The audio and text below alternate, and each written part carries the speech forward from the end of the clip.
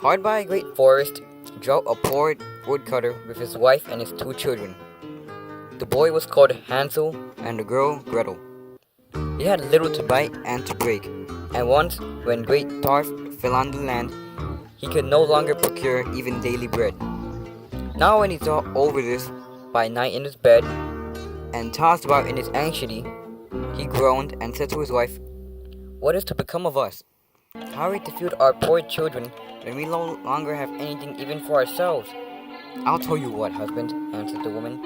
"Early tomorrow morning, we will take the children out into the forest to where it is the thickest, where we will light a fire for them and give each one of them one more piece of bread. And then we will go to our work and leave them alone. They will not find the way home again, and we shall be rid of them." "No, wife," said the man, "I will not do that. How can I bear to leave my children alone in the forest?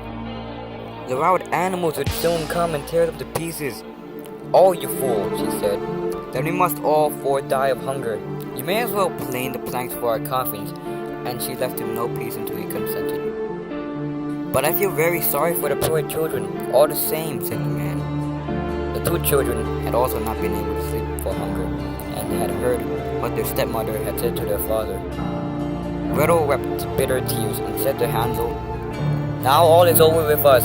"Be quiet, Gretel," said Hansel. "Do not distress yourself. I will soon find a way to help us." And when the old folks had fallen asleep, he got up, put on his little coat, opened the door below, and crept outside.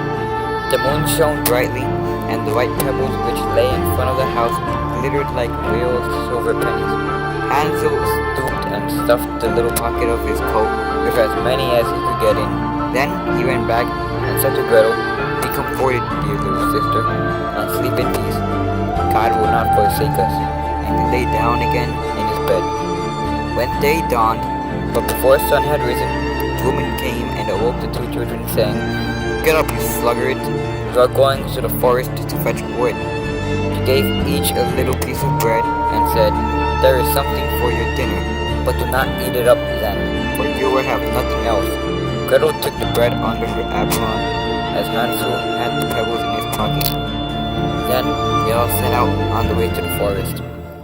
When they had walked a short time, Hansel stood still and peeped back at the house, and did so again and again. His father said, "Hansel, what are you looking there and staying behind for? Pay attention, and do not forget how to use your legs." "Ah, father," said Hansel, "I am looking at my little white cat, which is sitting up on the roof, and wants to say goodbye to me." The wife said, "Fool! That is not your little cat. That is the morning sun which is shining on our chimneys."